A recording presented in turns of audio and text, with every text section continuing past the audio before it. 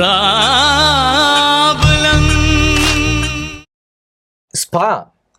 Spa ಅಂದ್ರೆ ಏನು? ಸ್ಪಾನಲ್ಲಿ ಏನ್ ನಡೀತಾ ಇದೆ? ದಯವಿಟ್ಟು ತಾವೆಲ್ಲರೂ ಗಮನಿಸ್ತಾ ಇದ್ದೀರಿ. ಪ್ರತಿ ಸ್ಪಾ ಯಾವುದೋ ಒಂದು ತಿಂಗಳಲ್ಲಿ ನೀವು ನೋಡಿ, ಪ್ರತಿ ತಿಂಗಳಲ್ಲಿ ಒಂದೊಂದು ಬರ್ತಾ ಇರ್ತದೆ. ಸ್ಪಾನಲ್ಲಿ ವೇಶ್ಯಾವಾಟಿಕೆ. ಸ್ಪಾನಲ್ಲಿ ಏನ್ ನಡೀತಾ ಇದೆ? ನಿಜವಾದ ಮಸಾಜ್ ಅಂದ್ರೆ ಏನು? ಬನ್ನಿ ಕೇಳೋಣ, ತಿಳ್ಕೊಳ್ಳೋಣ.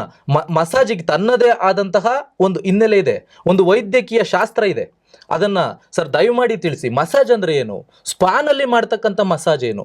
ಸ್ಪಾನ್ನಲ್ಲಿ ಹೆಣ್ಮಕ್ಳು ಯಾಕೆ ಬಂದ್ರು? ಸರ್, ಫಸ್ಟು ಮಸಾಜ್ ಅನ್ನೋದ್ರ ಬಗ್ಗೆ ಹೇಳ್ತೀನಿ. ಅದಕ್ಕೆ ನಾವು ಕನ್ನಡದಲ್ಲಿ ಕನ್ನಡದಲ್ಲಿ ಪದ ಬಳಸಬೇಕು ಅಂದರೆ ತೈಲಮರ್ದನ ಅಂತ ಹೇಳ್ಬೋದು. ತಲೆಗೆ ತೈಲಮರ್ದನ ಅಂತ ಹೇಳ್ತಾರೆ. ಸೊ ತೈಲಮರ್ದನ ಅಂದ್ರೆ ಏನಂತ, ಪ್ರತಿಯೊಬ್ಬ ಮನುಷ್ಯನಿಗೂ ಸಹ ಅವರ ಚಟುವಟಿಕೆಗಳಲ್ಲಿ ಒಂದು ರೀತಿ ಒತ್ತಡದಲ್ಲಿರ್ತಾರೆ. ಆ ಒತ್ತಡದಲ್ಲಿ ಇರುವಂಥ ಒಬ್ಬ ವ್ಯಕ್ತಿ ನಮ್ಮಲ್ಲಿ ಬಂದಾಗ, ನಮ್ಮ ಸಲೂನ್ಗೆ ಬಂದಾಗ, ನಮ್ಮ ಕ್ಷೌರದ ಅಂಗಡಿಗಳಿಗೆ ಬಂದಾಗ ಅವ್ರಿಗೊಂದು ರಿಲ್ಯಾಕ್ಸ್ ಬೇಕಾಗಿರುತ್ತೆ. ಜಸ್ಟು ಅವ್ರು ಒಂದೊಂದ್ಸರಿ ಹೇಳ್ತಾರೆ ಕಸ್ಟಮರು, ನಿಮ್ಮ ಸಲೂನ್ಗೆ ಬಂದರೆ ನಾವು ಎಲ್ಲ ಮರ್ತ್ಬಿಟ್ಟು ನಿದ್ದೆ ಮಾಡ್ತೀವ್ರಿ ಅಂತ. ಎಷ್ಟೋ ಕಸ್ಟಮರ್ಗಳು ನಾವು ಹೇರ್ ಕಟ್ಗೆ ಕೈ ಇಟ್ಟಿದ ತಕ್ಷಣ ನಿದ್ದೆ ಹೋಗ್ತಾ ಇರ್ತಾರೆ. ಅಂತ ನಿದ್ದೆ ನಾನು ಮನೇಲೂ ಮಾಡಿಲ್ಲ ರೀ ಅಂತ ಹೇಳ್ತಾರೆ. ಇದು ಒಂದು ಜಸ್ಟ್ ಒಂದು ಮಾತು. ಯಾಕೆ ಈ ಒಂದು ತೈಲಮರ್ದನ ಬೇಕು ಅನ್ನೋದಕ್ಕೆ ಸಹ, ಪ್ರತಿಯೊಬ್ಬರಿಗೂ ಹೇರ್ ಅನ್ನೋದು ಇಂಪಾರ್ಟೆಂಟ್, ಅಂದರೆ ಕೂದಲು ಅನ್ನೋದು ಇಂಪಾರ್ಟೆಂಟು. ಅವರು ಬಿಸಿಲಲ್ಲಿ ಕೆಲಸ ಮಾಡ್ತಾರೆ, ತೇವಾಂಶ ಇರೋ ಜಾಗದಲ್ಲಿ ಕೆಲಸ ಮಾಡಿರ್ತಾರೆ, ಎಲ್ಲ ಕಡೆಗೂ ಕೆಲಸ ಮಾಡಿರ್ಬೇಕಾದ್ರೆ ಪ್ರತಿಯೊಂದಕ್ಕೂ ಸಹ ಏರ್ ಏನಾಗುತ್ತೆ, ಆ ಸ್ಕಾಲ್ಪ್ ಅಂತ ಏನು ಹೇಳ್ತೀವಿ ರೂಟು ಡ್ಯಾಮೇಜ್ ಆಗುತ್ತೆ. ಆ ಡ್ಯಾಮೇಜ್ ಆದಾಗ ಏನಾಗುತ್ತೆ, ಡ್ಯಾಂಡ್ರಪ್ ಅಂತ ಹುಟ್ಟು ಅಂತ ಹೇಳಿ ಅದು ಬರೋಕ್ಕೆ ಸ್ಟಾರ್ಟ್ ಆದಾಗ ಕೂದಲು ಉದ್ರಕ್ಕೆ ಸ್ಟಾರ್ಟ್ ಆಗುತ್ತೆ. ಅದಕ್ಕೆ ಒಂದು ಏನು ಬೇಕು, ಟಾನಿಕ್ ಬೇಕು. ಟಾನಿಕ್ ಅಂದರೆ ರೂಟ್ಸ್ ಸ್ಟ್ರಾಂಗ್ ಆಗಿರಬೇಕು ಅಂತ ಹೇಳಿದ್ರೆ ಆಯಿಲ್ ಬೇಕು.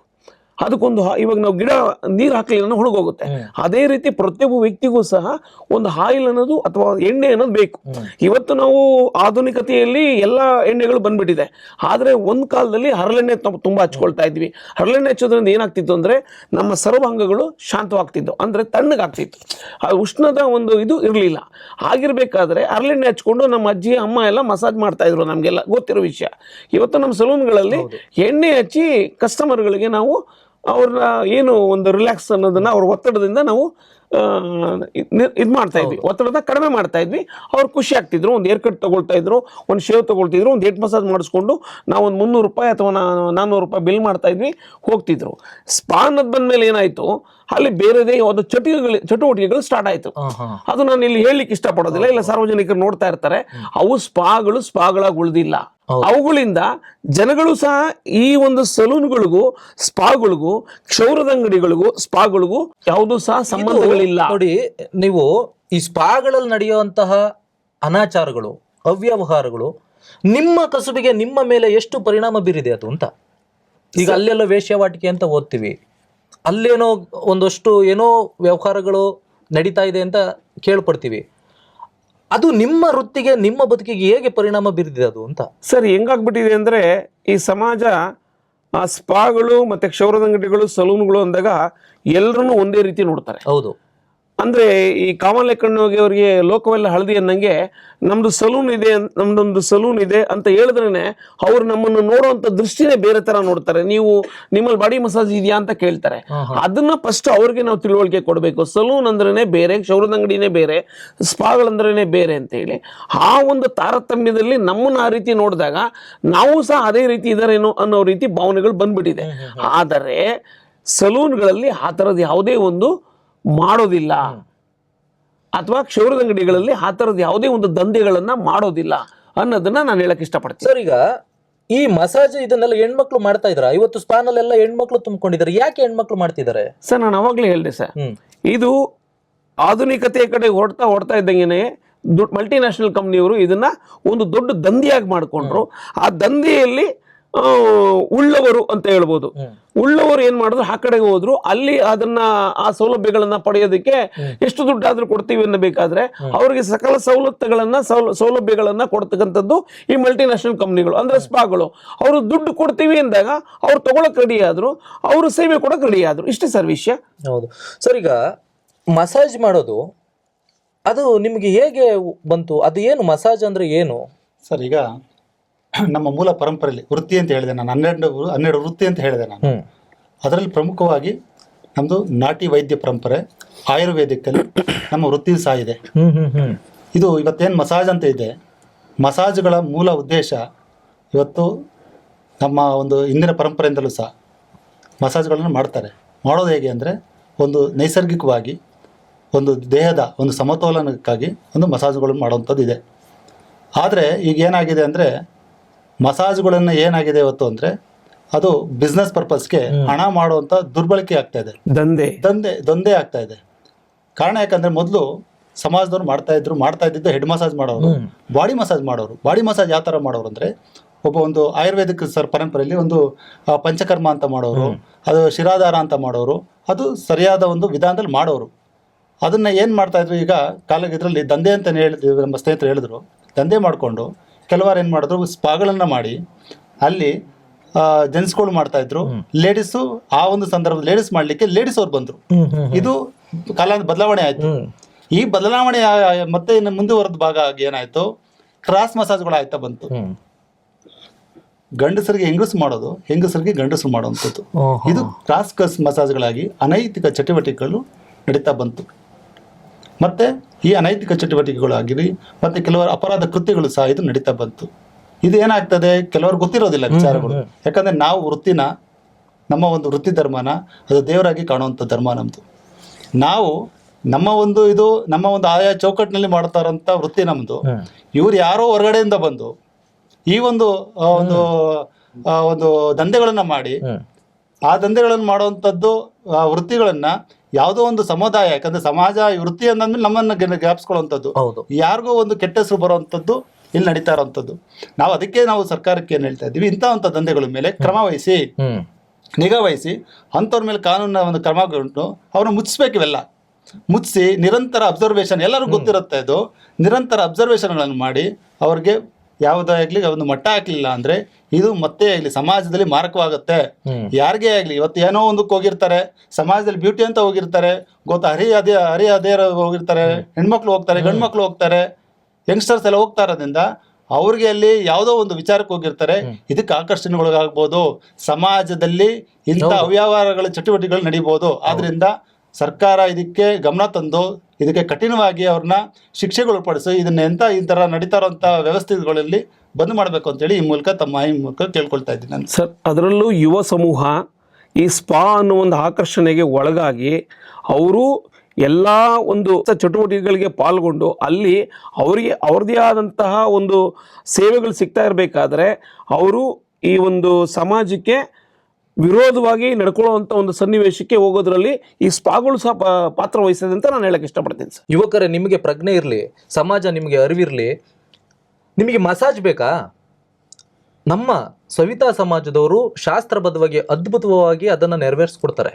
ಅದನ್ನು ಬಿಟ್ಟು ನೀವು ಸ್ಪಾ ಅಂತ ಹೇಳಿ ಸಾವಿರಾರು ರೂಪಾಯಿ ದಂಡ ಮಾಡಿ ನಿಮ್ಮ ಮಾನನೂ ಹಾನಿ ಮಾಡ್ಕೋಬೇಡಿ, ನಿಮ್ಮ ಘನತೆ ಗೌರವಗಳಿಗೆ ಕುಂದು ಮಾಡ್ಕೊಬೇಡಿ, ನೀವು ಬಣ್ಣಕ್ಕೆ ಬೆರಗಾಗಬೇಡಿ. ಈಗ ನಿಮ್ಮ ಒಂದಷ್ಟು ಚಾಲೆಂಜಸ್ ಇದೆ. ಇಷ್ಟೆಲ್ಲ ಚಾಲೆಂಜಸ್ ಮಧ್ಯ ನೀವು ಹೇಗೆ ಇದನ್ನು ನಿಭಾಯಿಸಿ ನೀವು ನಿಲ್ಲೋದಕ್ಕೆ ಏನೆಲ್ಲ ಯೋಜನೆಗಳನ್ನು ಮಾಡ್ಕೊಂಡಿದ್ದೀರಿ, ಏನೆಲ್ಲ ಯೋಚನೆಗಳಿವೆ ಅಂತ? ಸರ್, ನಮ್ಮ 7 ಆಲೋಚನೆಗಳು ಬಂದು ಸಮಾಜದ ಪೂರಕವಾಗಿ ನಮಗೆಲ್ಲರಿಗೂ ಅನಾವರಣ ಮಾಡಿದ್ದೀವಿ. ಇವತ್ತು ನಾವು ಸಹ ಸಮಾಜದ ಬಂಧುಗಳನ್ನು ಜಾಗೃತರನ್ನು ಮಾಡ್ತಾ ಇದ್ದೀವಿ.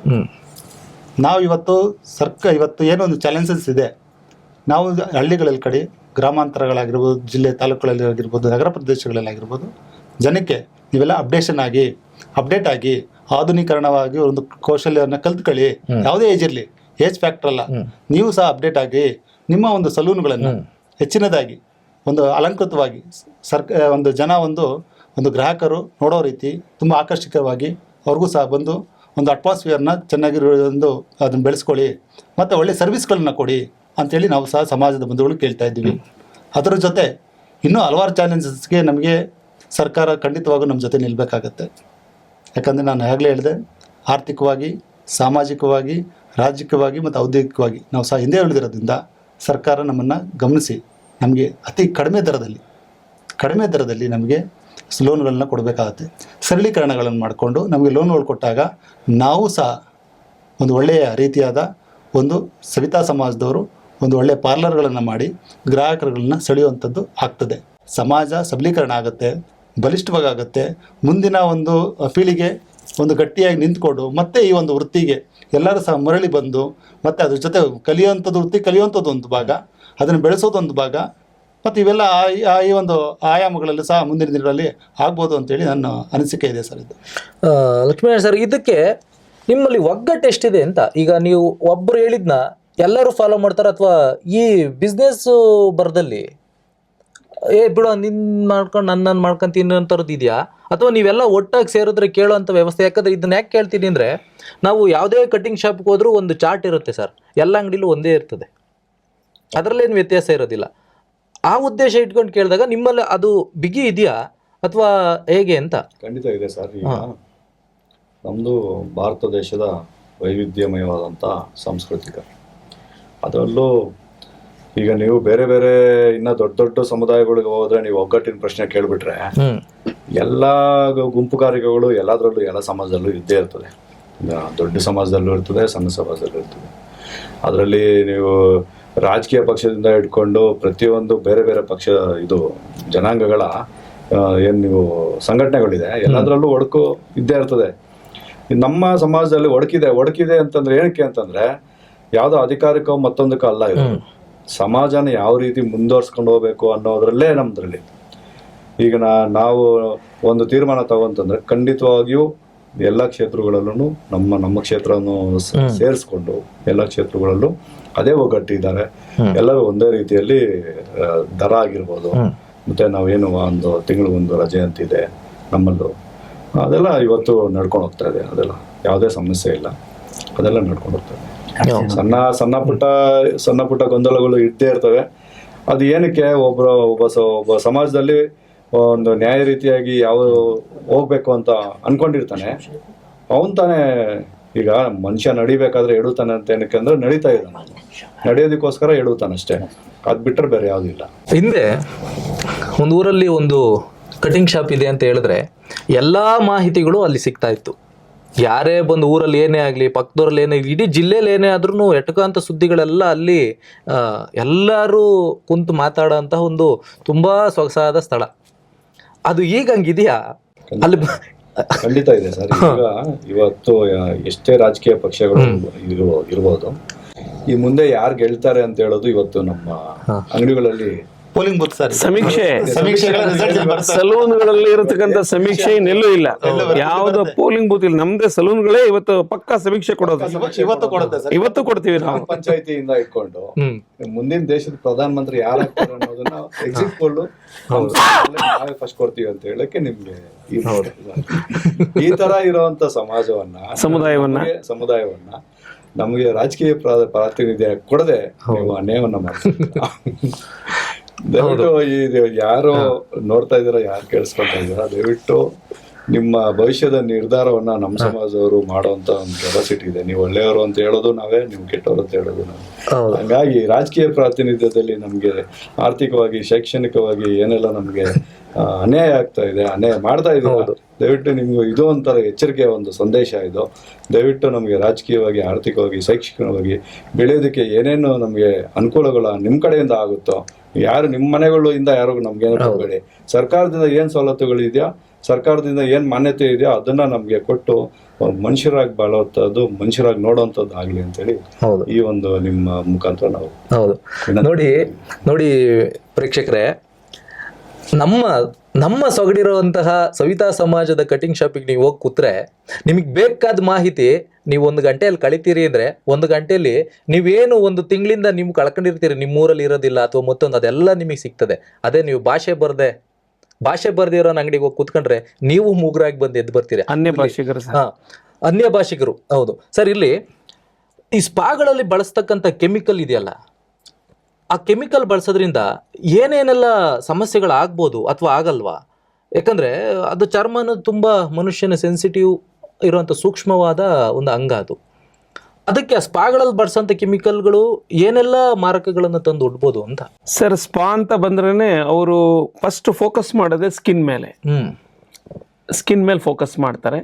ಅದರಲ್ಲಿ ಫೇಶಿಯಲ್ ಇರ್ಬೋದು, ಬಾಡಿ ಮಸಾಜ್ ಇರ್ಬೋದು, ಅಥವಾ ಫುಟ್ ಮಸಾಜ್ ಇರ್ಬೋದು, ಅಥವಾ ಪೆಡಿಕ್ಯೂರ್ ಇರ್ಬೋದು, ಮೆನಿಕ್ಯೂರ್ ಇರ್ಬೋದು. ಅದು ನಮ್ಮ ಜನಗಳಿಗೆ ಗೊತ್ತಿಲ್ಲ. ಅವ್ರು ಯಾವ ಪ್ರಾಡಕ್ಟ್ ಯೂಸ್ ಮಾಡ್ತಾರೆ, ಏನು ಮಾಡ್ತಾರೆ ಗೊತ್ತಿರೋದಿಲ್ಲ. ಅದರಿಂದ ಟೋಟಲಿ ಸ್ಕಿನ್ ಅಲರ್ಜಿ ಆಗೋದಂತೂ ಖಂಡಿತ ಅಂತ ಹೇಳ್ಬೋದು, ಅಥವಾ ಸ್ಕಿನ್ ಕ್ಯಾನ್ಸರ್ ಬರೋದಕ್ಕೂ ಚಾನ್ಸ್ ಇದೆ ಅಂತ ಹೇಳ್ಬೋದು.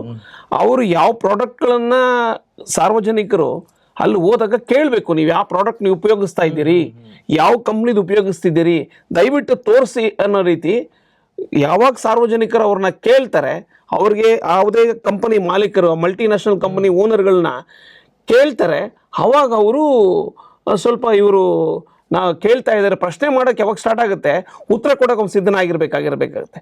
ಅದೇ ನಮ್ಮ ಸಲೂನ್ಗಳಲ್ಲಿ ಬಂದಾಗ ನಿಮ್ಮ ಕಣ್ಮುಂದೆನೇ ನಾವು ಬ್ಲೇಡ್ನ ಚೇಂಜ್ ಮಾಡ್ತಾ ಇರ್ತೀವಿ.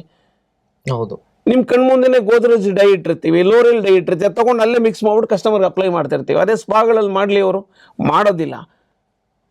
ಹಾಗೆಲ್ಲ ಇರೋದ್ರಿಂದ ಅವರು ಉಪಯೋಗಿಸ್ಕೊಂಥ ಕಾಸ್ಮೆಟಿಕ್ಸ್ಗಳು ಸಾರ್ವಜನಿಕರು ಕೇಳೋಂಗಾಗಬೇಕು ಅನ್ನೋದು ನನ್ನ ಅಭಿಪ್ರಾಯ ಸರ್. ಹೌದು, ನೋಡಿ ಎಷ್ಟು ಲಾಭಗಳು ಎಷ್ಟು ನಷ್ಟಗಳು ತಾವೆಲ್ಲರೂ ಕೇಳಿದಿರಿ.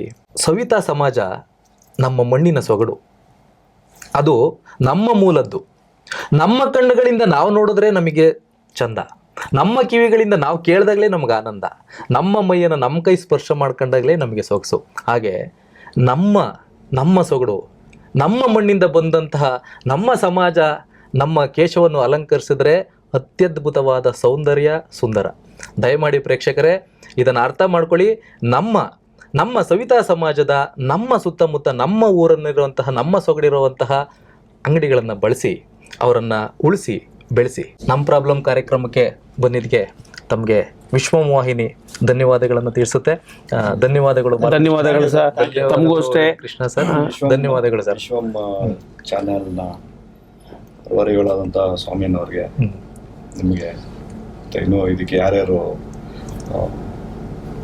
ಟೀಮ್ ಇದೆ ಅವರೆಲ್ಲರಿಗೂ ನಾನು ಸಹ ಶುಭವನ್ನು ಕೊಡ್ತಾ ಇದ್ದೀನಿ. ಇದ್ರ ಜೊತೆಗೆ ಸರ್, ಬಾಯಿಲಿರ್ತಕ್ಕಂಥ ಸಮಾಜ, ಈ ಸವಿತಾ ಸಮಾಜ ಈ ಥರ ಒಂದು ಕಾರ್ಯಕ್ರಮ ಮುಖಾಂತರ ಸಮಾಜದ ನನ್ನ ಎಲ್ಲ ಸಹೋದರಗಳನ್ನು ಕರೆದು ಈ ಒಂದು ಸಮುದಾಯದಿಂದ ಬೇರೆ ಸಮುದಾಯಗಳಿಗೆ ನಾವು ಯಾವ ರೀತಿ ಒಂದು ಗೌರವವನ್ನು ಕೊಡ್ತೀವಿ, ದಯವಿಟ್ಟು ಸಹ ಈ ಸಮುದಾಯಕ್ಕೆ ಒಂದು ಗೌರವವನ್ನು ಕೊಡಬೇಕು ಅಂತೇಳಿ ಈ ವಾಹಿನಿ ಮುಖಾಂತರ ಕೈ ಮುಗಿದು ಪ್ರಾರ್ಥನೆ ಮಾಡ್ತೀನಿ. ಯಾಕೆಂದರೆ ತುಂಬ ನೋವಿದೆ ನಮಗೆ. ಈ ವೃತ್ತಿ ಮತ್ತು ಈ ಸಮುದಾಯದಲ್ಲಿ ನಾವು ಹುಟ್ಟಿದ್ವಾ ಅಂತ ಎಷ್ಟೋ ಸರಿ ಅಂದ್ಕೊಳ್ತಾ ಇದ್ದೀವಿ. ಈ ವೃತ್ತಿಯಲ್ಲಿ ಬಂದಿರೋದು ನಮಗೆ ಎಲ್ಲ ಕೊಟ್ಟಿದೆ, ಆದರೆ ಬೇರೆ ಸಮುದಾಯಗಳಿಂದ ತುಂಬ ಅವಮಾನ ಆಗ್ತಾ ಇದೆ. ದಯವಿಟ್ಟು ನಮ್ಮನ್ನು ಸಹ ಮನುಷ್ಯರಾಗಿ ನೋಡಿ, ಮನುಷ್ಯ ಕಾಣಿ ಅಂತೇಳಿ ಮತ್ತೊಮ್ಮೆ ಮಗದೊಮ್ಮೆ ನಿಮ್ಮ ಕೈ ಮುಗಿದು ಪ್ರಾರ್ಥನೆ ಮಾಡ್ತೀನಿ. ಇವತ್ತು ಸವಿತಾ ಸಮಾಜದ ಸಮಸ್ಯೆಗಳ ಅನಾವರಣಗಳಾಗಿದೆ. ಒಂದು ಒಳ್ಳೆಯ ಚಿತ್ರಣಗಳನ್ನು ನಾವು ತಮ್ಮ ಮುಂದೆ ಮುಖಾಂತರ ಸಾರ್ವಜನಿಕರಿಗೆ ತಿಳಿಸುವಂಥದ್ದಾಗಿದೆ. ಎಲ್ಲವೂ ಸಹ ನಾವು ಮಾತಾಡಿದ್ದೀವಿ ಇವತ್ತು. ಇದನ್ನೆಲ್ಲ ಇವತ್ತು ಜನರು ಸಹ ನೋಡ್ತಾ ಇರಲಿ. ಇದು ಈ ಒಂದು ಚಾನಲ್ ಮುಖಾಂತರ ನಾನು ತುಂಬ ನಿನ್ನೆನೂ ಸಹ ತಮಗೆ ಅದನ್ನು ಅಭಿನಂದನೆ ತಿಳಿಸಿದೆ. ಇದನ್ನು ಅನಾವರಣ ಆಗಲಿ ಸರ್. ಇದ್ರ ಮುಖಾಂತರ ಸಮುದಾಯಗಳು, ಕಾಯಕ ಸಮುದಾಯಗಳು, ಅದಕ್ಕೆ ಒಂದು ನ್ಯಾಯಗಳು ಸಿಗಲಿ, ಸರ್ಕಾರದಿಂದ ಆಗಿರ್ಬೋದು, ಏನೇ ಒಂದು ಪಬ್ಲಿಕ್ಕಿಂದನೂ ಆಗಿರ್ಬೋದು, ಒಂದು ಅವೇರ್ನೆಸ್ ಆಗಿ ಒಂದು ನಮಗೂ ಸಹ ಸ್ವಾಭಿಮಾನವಾಗಿ ಒಂದು ಗೌರವವಾಗಿ ಸಮಾಜದಲ್ಲಿ ಬಾಳುವಂಥದ್ದಾಗಲಿ ಅಂತೇಳಿ ಮಾಡಿದ್ದಕ್ಕೆ ತಮಗೂ ಸಹ ನಾನು ಧನ್ಯವಾದ ತಿಳಿಸ್ತಾ ಇದ್ದೀನಿ. ಧನ್ಯವಾದಗಳು ಸರ್. ವಿಶ್ವಂ ಟಿವಿ ಇನ್ನೂ ಎತ್ತರಕ್ಕೆ ಬೆಳೆದು ಎಮ್ಮರವಾಗಿ ಬೆಳೀಲಿ ಅಂತ ವಿಶ್ವವ್ಯಾಪ್ತಿ ಆಗಲಿ ಅಂತೇಳಿ ಭಗವಂತನಲ್ಲಿ ಪ್ರಾರ್ಥನೆ ಮಾಡ್ತೀನಿ. ಅದಕ್ಕೆ ನಮ್ಮ ಸವಿತಾ ಸಮಾಜದ ಎಲ್ಲ ಅಂಗಡಿಗಳ ಮುಖಾಂತರ ಸಮಾಜದ ಜನಗಳ ಮುಖಾಂತರ ನಾವು ಸಹ ಶುಭವನ್ನು ಕೊಡ್ತಾ ಇದ್ದೀವಿ. ಧನ್ಯವಾದಗಳು.